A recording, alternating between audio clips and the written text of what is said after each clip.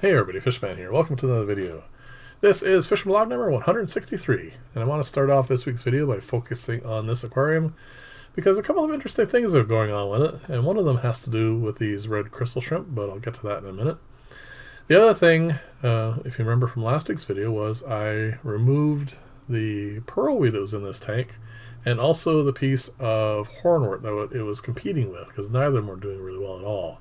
So I pulled those out and I put in a nice healthy sprig of hornwort, and I wanted to see how well it was going to do, see if it was going to take off. And as you can see here in a second, the hornwort's doing really well. Not a surprise. Now that it's not having a competition, it's doing really quite well.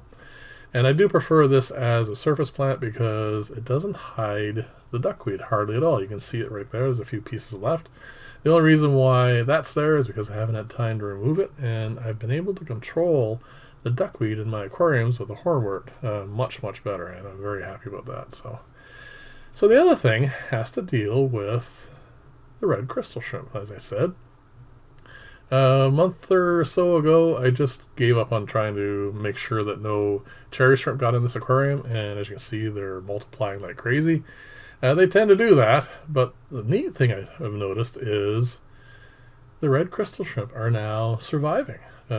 Because I suspect that the cherry shrimp produce so many little shrimplets that they help sort of camouflage the fact that there are red crystal shrimplets in there, and they're managing to survive. I counted about 6 or 8 of them, probably from one little hatch, and like I said, I'm very happy about that. That's great. I'm glad to see they're multiplying now, because nothing else has changed in this aquarium at all. I mean, I did put the box filter in there, but as you can see, it's not really doing the best job. It was the one-off cut thing that I did, and it's fine. It's going to get pulled out, of course. And the other reason for focusing on that tank initially is I want to change, as I said, the box filter setup in there when I want to remove the under gravel filter. And this is sort of the style I want to go with. This I built long time ago. Haven't cleaned it ever. As you can see, it is completely and totally full of, well, everything. And what I want to do is I want to clean this out because, first off, it's just due. And secondly, I want to check the design. I want to see if this is how I want to go forward with what I'm going to do in that other aquarium, or do I want to come up with something completely different. So I'm going to pull this apart and I'm going to clean it. I don't normally clean my filters as much as I'm going to do for this one. But like I said, this one is kind of, I want to see how it was all put together, and I want to see if I want to do a different version for the immersed part on the top here. Though, as you can see, the gravel's fine. This is the Java moss that was in there is now doing quite well as well. I'm not going to clean that. I'm just going to stick it in the original aquarium, give it a swirl, try to get some of the loose dirt out of it. But the rest of this, as you can see here, is nice and full of mulm, and that's not necessarily a bad thing. But you notice the color of the algae on the side that's been exposed there. That is an indication that the flow through the filter is definitely going downhill, which is, again, not a surprise. It was quite dirty. So I took this to the sink, I scrubbed it all out, and now I'm going to put it back together because I want to see how this filter does once cleaned, like it's never been cleaned. And I want to, again, decide whether or not I want to go this route.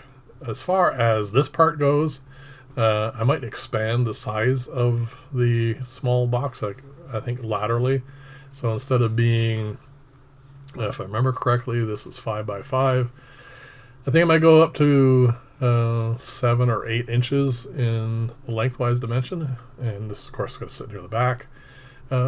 That's mostly because, as someone already commented once, this bottom part, for all intents and purposes, is just an undergravel filter. It's the same as the other design. If I go up another couple inches, it'll be quite similar to that.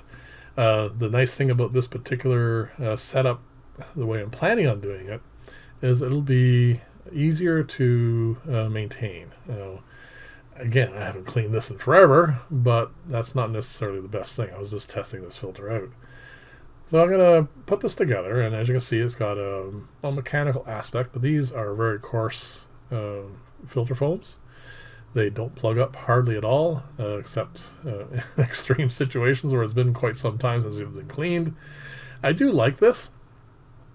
There's no, I don't really find any, let's say, decrease in the mechanical filtration, except when it comes to like the very, very fine particles. And it's not really that big a deal. So I'm going to try out both of them. But like I said, this is the design I want to go with a few modifications. And that build will be coming up fairly soon, because I want to really change how that tank's being done. I want to get it so it's all clean and clear. And that's, my preference. So this has been cleaned. All I'll do is just stick it right back in where it came from. So that's good, because it won't destroy, or, well, not destroy. It won't diminish the filtering capacity of the upper tray. So that's good. I want to make sure that stays well and healthy. So I'm going to pop this back on. The Java Fern will be very happy, because now it'll get more light. And yeah, that's just, I like this design, except a couple of small changes I want to make. As you remember, when I first put it together, there were things about it I didn't care for. I liked what I was calling the Big Brother version of this, which you'll see at the end of the video. But that, unfortunately, is way too big for a 15-gallon aquarium, so I definitely won't be doing that size. So this is another box filter in the exact same aquarium, the 7-footer. This is how I normally clean my filters. I don't scrub off all the algae, but you can see that this is all just healthy green and brown algae, so it wasn't much of a problem. There's a little bit of unwanted algae up in the lift stack there, but it's minor. It's not really a big deal. So I'm going to put this together, and I'm going to put it back in the aquarium. I changed the filter floss because the other stuff is just batting, and it's getting to the point where it's just ridiculous trying to keep that together. It will still work. It just doesn't filter very well. So I'm going to put the matte sheet in instead. So there you go. This is all up and running now. Flows really well. There's no issues with it as far as that goes. I do like the turbulence. And the nice thing about the cap is the cap also prevents the splashings from getting everywhere, so I don't have to worry about covering the tank.